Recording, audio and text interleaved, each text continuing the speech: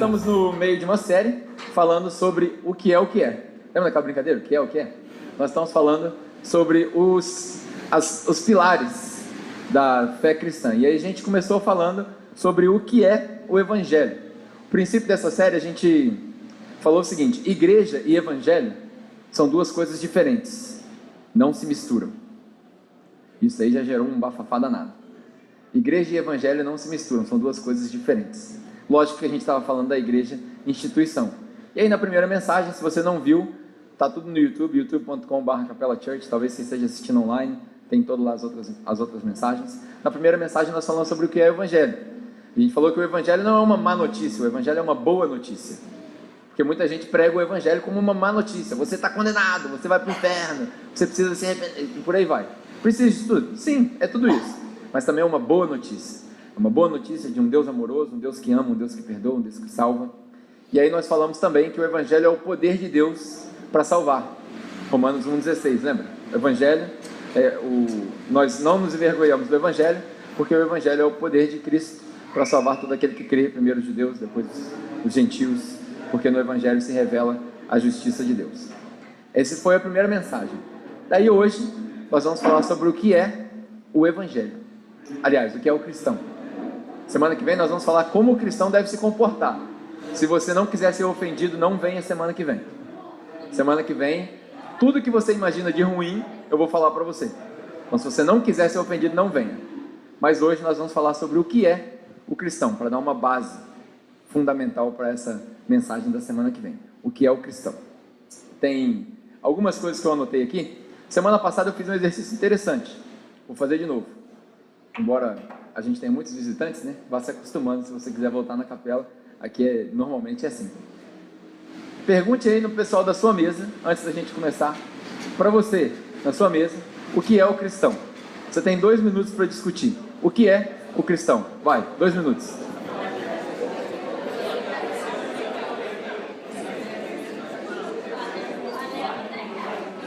Enquanto você finaliza a sua discussão aí, interessante, não é um desafio de resposta certa ou errada, não é isso que a gente quer fazer, mas isso é bom a gente conversar entre nós. Só que agora eu tenho uma pergunta confrontante para você.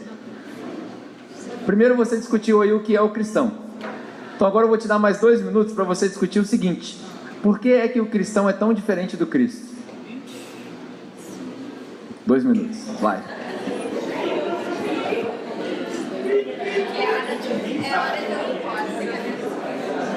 Bom, talvez você não tenha chegado em nenhuma conclusão na sua mesa.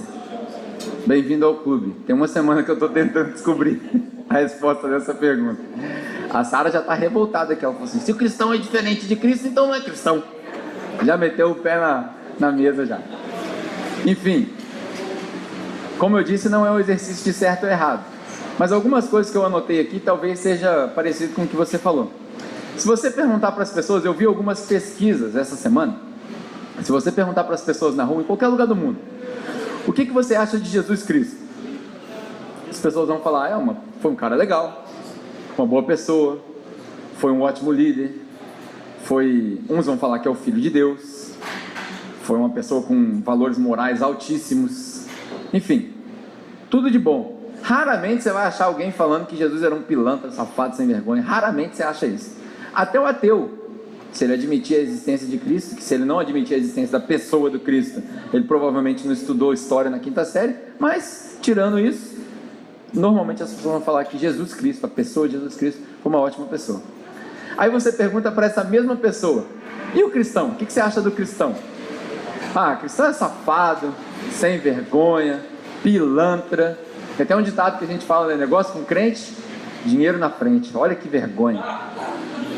Só vergonha, cara. Nós deveríamos nos sentir envergonhados de ter esse ditado como taxativo para nós. O cristão é quadrado. Por que o cristão é tão diferente do Cristo da Bíblia? Pelo menos o cristão de hoje.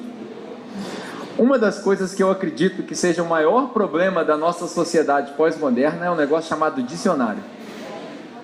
O maior problema da sociedade pós-moderna é o dicionário. Embora o dicionário em si tenha mais de 5.000 anos de existência, o problema da nossa sociedade é o tal do dicionário. Sabe por quê? que a gente acostumou a crescer definindo as coisas, com definições claras, lógicas, em linhas. E aí a gente começou a colocar as pessoas em categorias por causa do dicionário. Você é preto, você é branco. Preto, descendente de africano. Branco, descendente de europeu. Quem falou que a gente tem que julgar as pessoas de acordo com categorias? Eu comecei a suspeitar que o maior problema da sociedade nossa é o tal do dicionário. Porque até o cristão a gente define. A gente define o cristão como uma pessoa que é seguidora de Cristo. É a palavra em grego, matateu, seguidor.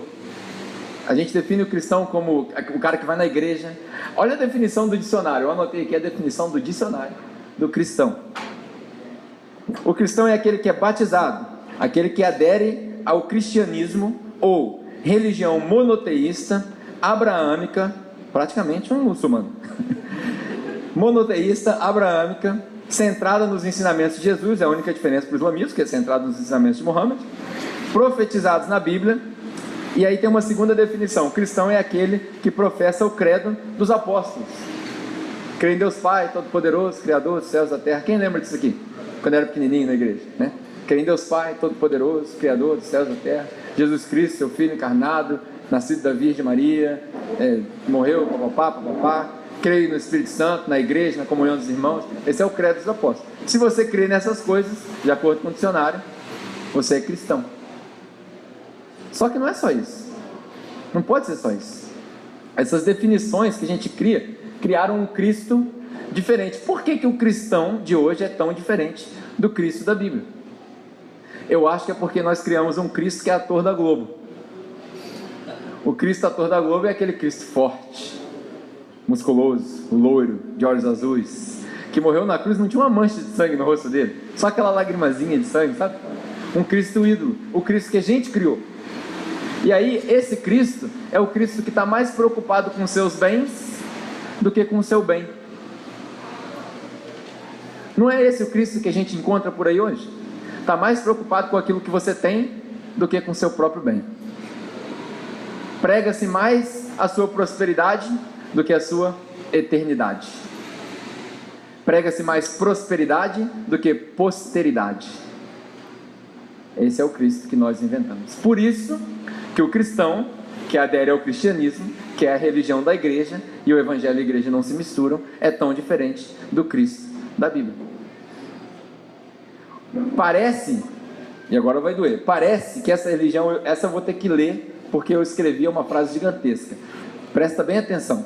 Parece que nós criamos uma religião doentia, demenciada, abusiva, onde eu mando em Deus, eu determino, eu decreto, e aí eu me iludo, centrada não na graça e na misericórdia e na soberania de Deus, mas na pseudo-autossuficiência do homem. Vou parar por aqui. Parece que essa é a religião cristã de hoje, baseada na autossuficiência do homem, numa ilusória meritocracia de um Deus carrasco, que é ganancioso, e quanto mais eu ganho, quanto mais eu dou, quanto mais eu tenho, quanto mais eu sacrifico a minha família para servi-lo, mais ele me ama. No momento em que eu saio dessa comunhão, que eu paro de dar, que eu paro de servir, Deus não me ama mais. Essa é a religião que nós temos hoje.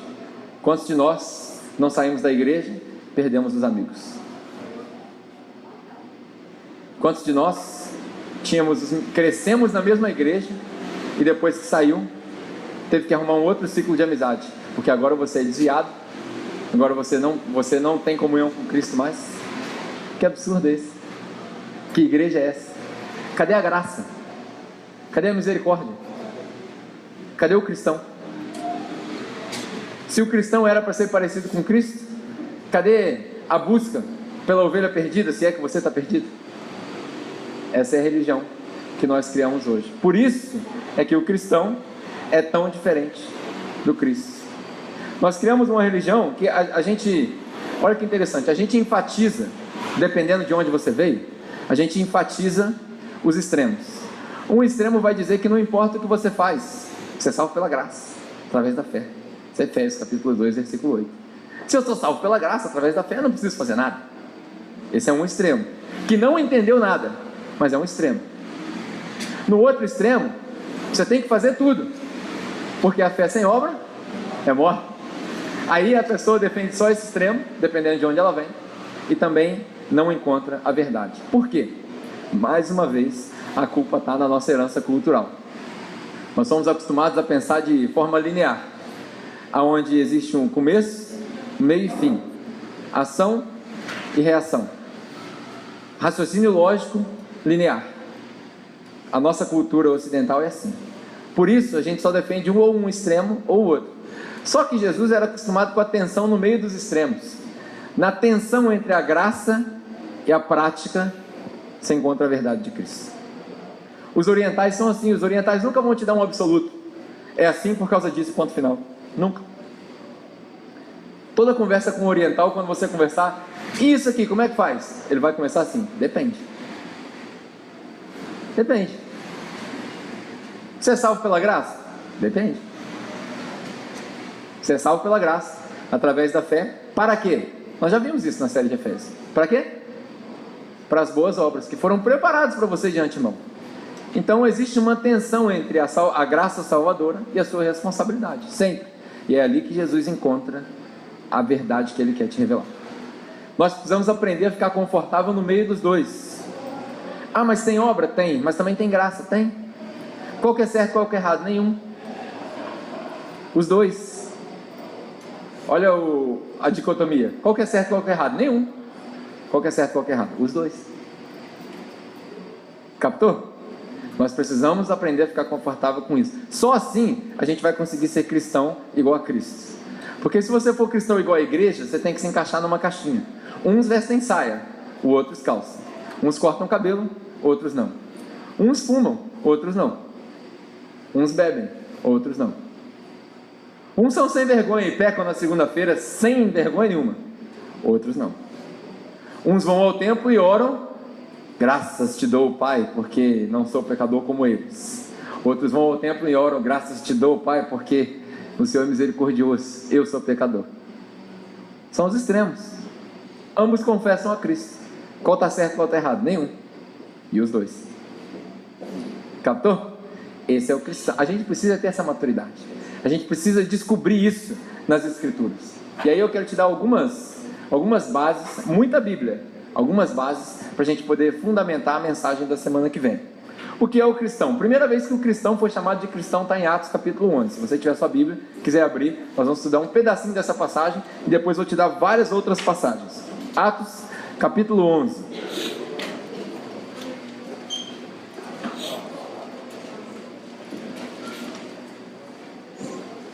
Atos no capítulo 11, do versículo 21 ao 26. Nós vamos ler essa passagem. Antes de ler essa passagem, eu vou te dar um pouquinho do contexto, do que está acontecendo. Imagina que nós estamos pregando isso daqui hoje, tá? Não vou falar do contexto histórico, mas imagina que isso aqui fosse hoje. Eles estão na Síria, e na Síria começou um bombardeio, uma perseguição a todo aquele que confessa o nome de Jesus. O que está acontecendo hoje? Os caras fugiram de lá. Os cristãos da Síria fugiram da Síria e vieram parar em Volta Redonda. Aqui nunca ninguém tinha ouvido falar de Jesus. Ninguém tinha um passado judeu, ninguém tinha ouvido falar. E aí os sírios chegam aqui, aprenderam a língua e começam a pregar o Evangelho. Eles começam a pregar o Evangelho. E aí a gente vai ler esse texto dos refugiados. É uma galera que está fugindo do terrorismo, da fome, e aí eles vão pregar para nós. Olha só o que acontece. Atos capítulo 11, do versículo 21. A mão do Senhor estava com eles, e muitos creram e se converteram a quê? A quê? Interessante que eles não se converteram à presbiteriana, nem à batista, nem à assembleia, ao Senhor. Notícias desse fato chegaram aos ouvidos da igreja. Olha o problema. Os caras se converteram ao Senhor, aí levaram a notícia para a igreja. Começou a cagar um negócio aí. Estava tudo bem até aqui. Levaram a notícia para a igreja. Levaram a notícia para a igreja, lá em Jerusalém. E eles enviaram Barnabé até essa cidade, Antioquia. Este, ali chegando e vendo a graça de Deus, ficou alegre e os animou a permanecerem fiéis ao...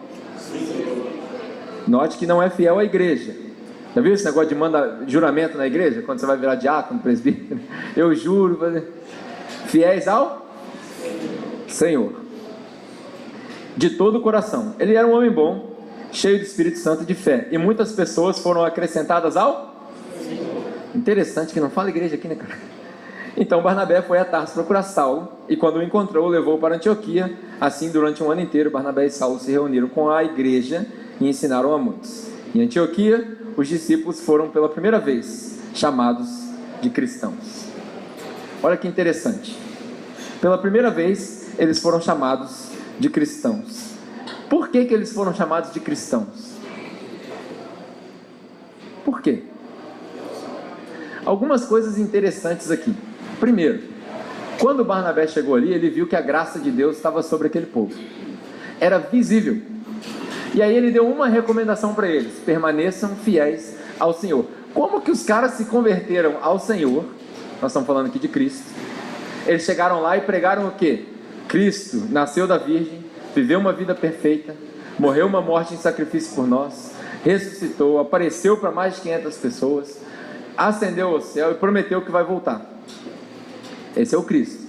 Foi a isso que eles se converteram, a esse estilo de vida. Eles se converteram a um estilo de vida. Não tinha igreja.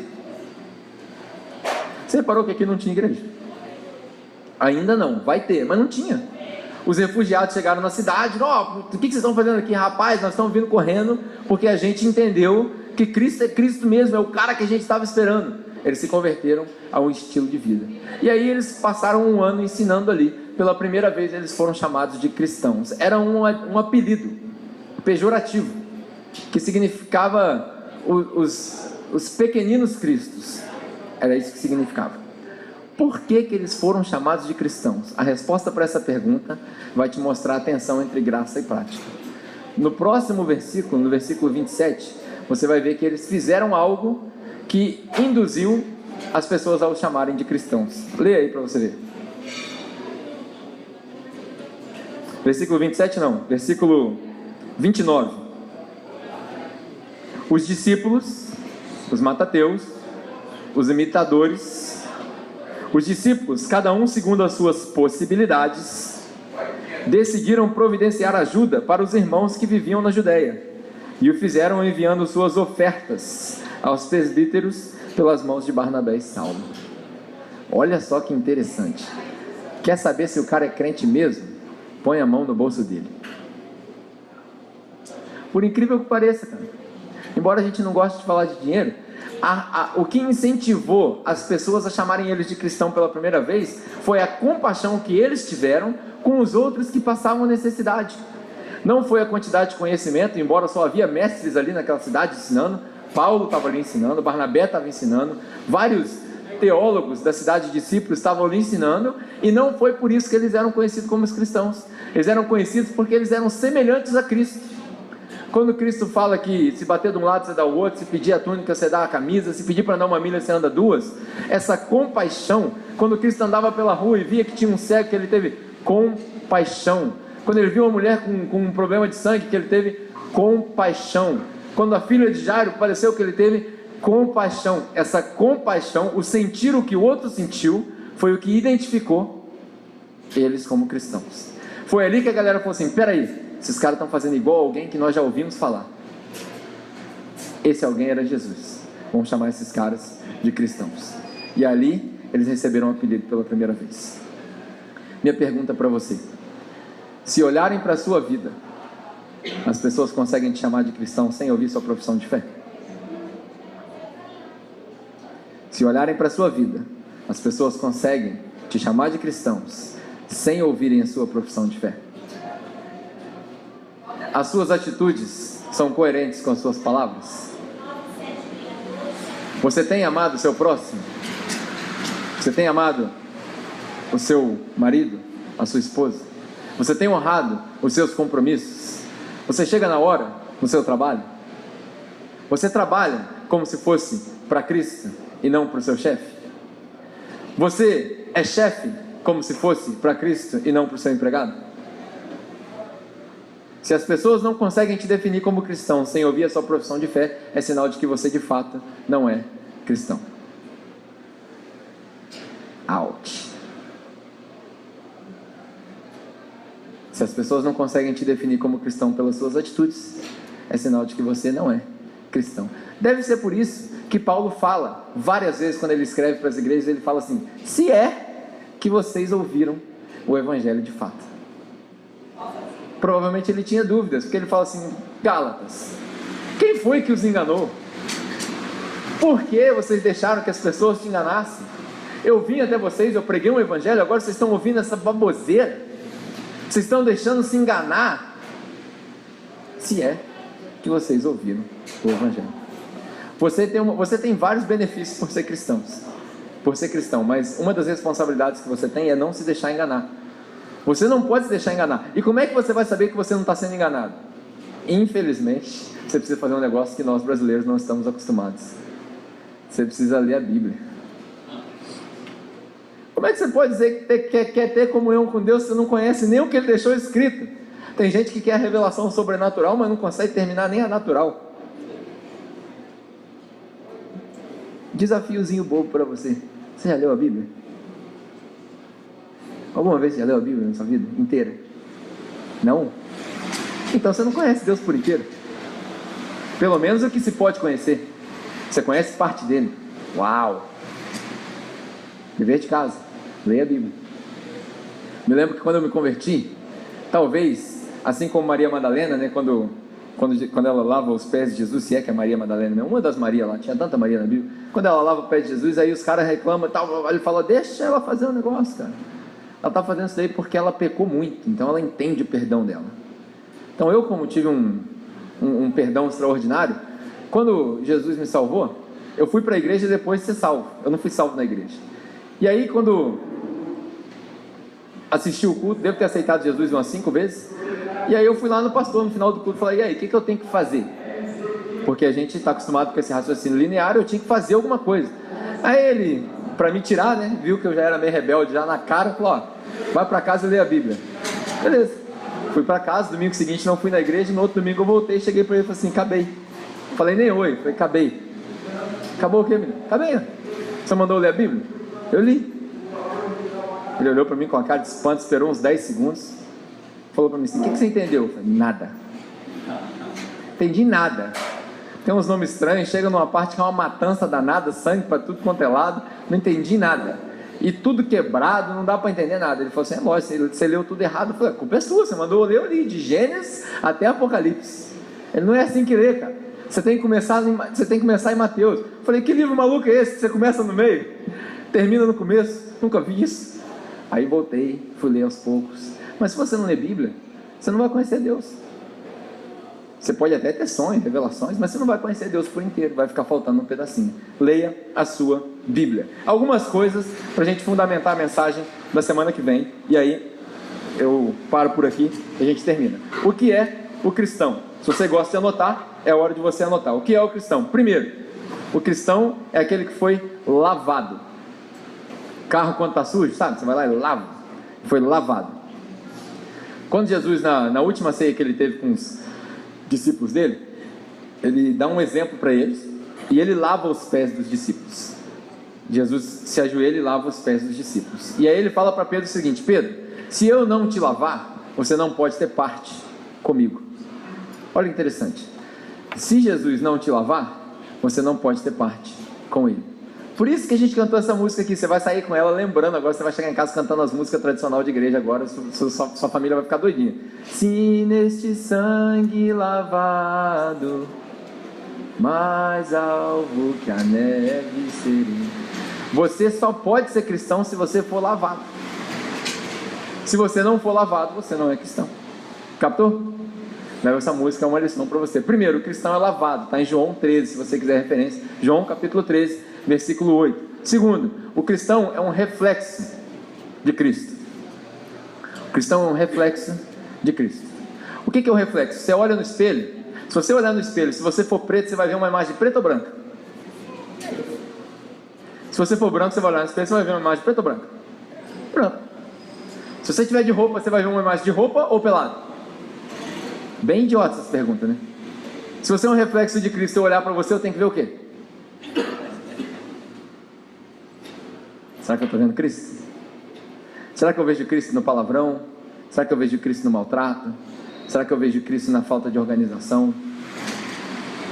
Será que eu vejo Cristo no egoísmo? Doído, né?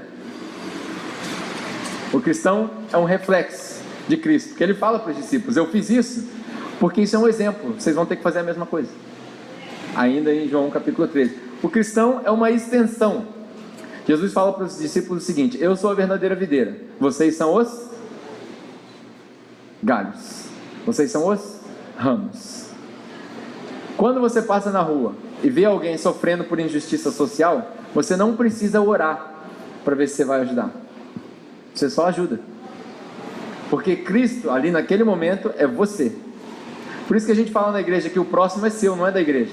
Não adianta você virar e falar assim: ó, vi um cara passando necessidade lá debaixo da biblioteca, chega aqui na igreja, anuncia para a igreja para ver se a igreja pode ajudar. Não, você vai lá e ajuda. Você vai lá e compra marmita. Ah, mas ele está aqui todo dia, o cara é bêbado, ele é alcoólatra, todo dia ele vai voltar. Isso aí não é problema seu.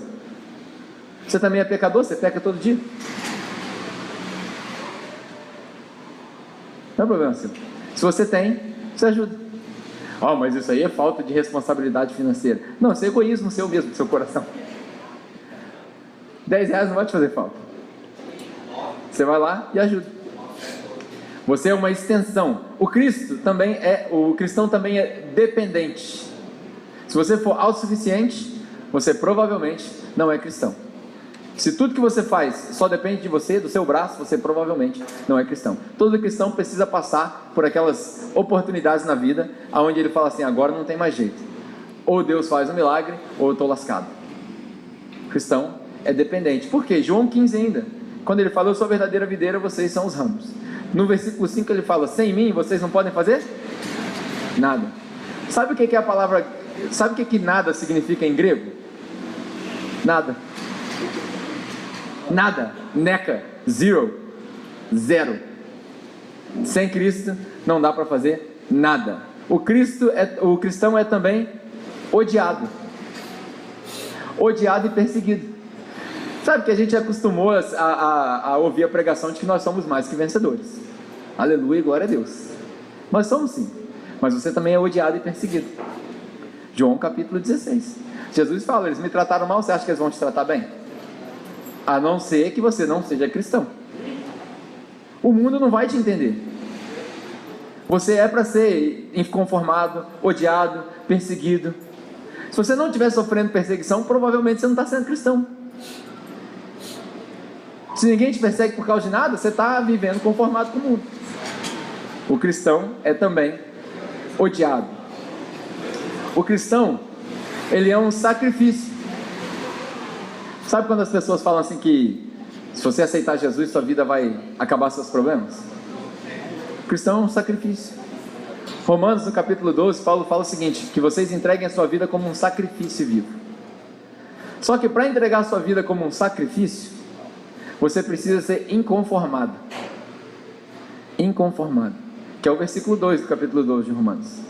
Não vos conformeis com os padrões deste mundo, mas sejam transformados pela renovação da vossa mente. Para quê? Olha que interessante, a Bíblia é interessantíssima, né? Se você lesse Bíblia, olha só, ele fala: você tem que ser um sacrifício para Deus. A sua vida, você tem que entregar a sua vida como um sacrifício agradável para Deus, porque esse é o seu culto racional, não é o culto emocional das firulas e piruetas. O culto racional é você se entregar como um sacrifício. E quando você se entrega um sacrifício, para que isso seja possível, você tem que ser inconformado, ter sua mente renovada, a renovação da vossa mente. Para quê? Para você entender a boa, perfeita e agradável vontade de Deus. Sem ser inconformado, sem ser renovado na sua mente, você nunca vai entender a vontade de Deus. Nunca. Você precisa ser inconformado para entender a vontade de Deus. Por último, uma dos conflitos: o cristão, ele é escravo e livre ao mesmo tempo. Escravo e livre. Você é livre para fazer o que você quiser. Você faz o que você quiser. Na hora que você quiser sair daqui, você faz o que você quiser. Mas essa liberdade te tornou escravo de Cristo. São 2 versículos. Um está em Romanos e o outro está em Gálatas. Você é livre, mas você é escravo. Por que isso? Quando a gente se torna escravo de Cristo, fica fácil obedecer. Quando você é escravo da religião, é difícil de obedecer. A religião prende, Cristo liberta. Por isso que no texto de Atos que a gente leu, a gente vê que eles se converteram ao Senhor. Quando a gente entende quem é Deus, quando a gente entende quem é Deus, quando a gente entende quem é Deus, quando a gente entende quem é Deus, é fácil obedecer. Sem entender, você vai ficar preso pela religião. Captou? Nós não queremos nos converter à religião. Eu não quero nada com religião. Quero me converter ao Senhor. Quando eu me converter ao Senhor, aí sim, fica fácil de obedecer. Pergunta para nós finalizarmos. Você já se converteu ao Senhor? Já você pensar nisso? Você já se converteu a Cristo? Talvez você tenha essa dúvida. Será que eu sigo a Cristo mesmo? Será que eu entreguei minha vida? Será que eu estou sendo um sacrifício? Será que eu estou sendo perseguido? Será que eu estou conseguindo caminhar como Cristo? Será que eu estou tendo compaixão? Será que as pessoas conseguem me definir como cristão sem a minha profissão de fé? Se alguma dessas perguntas te incomoda, talvez hoje seja o dia de você se entregar para Cristo.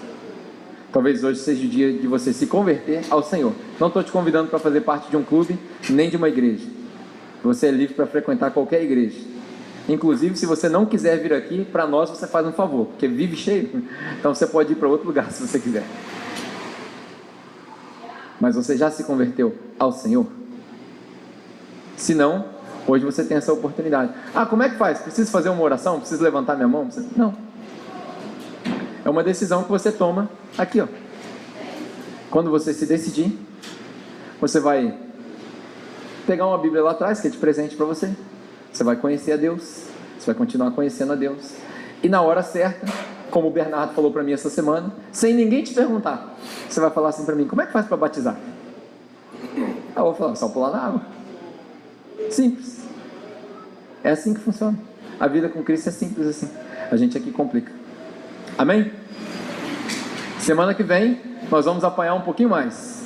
Nós vamos falar sobre o que a gente falou que é o cristão, e aí nós vamos falar como o cristão deve se comportar. Mais uma vez, se você não quiser ser ofendido, não venha domingo. Já estou te pedindo desculpas adiantado, porque vai doer, vai ser estranho, e talvez você saia daqui ofendido. Amém?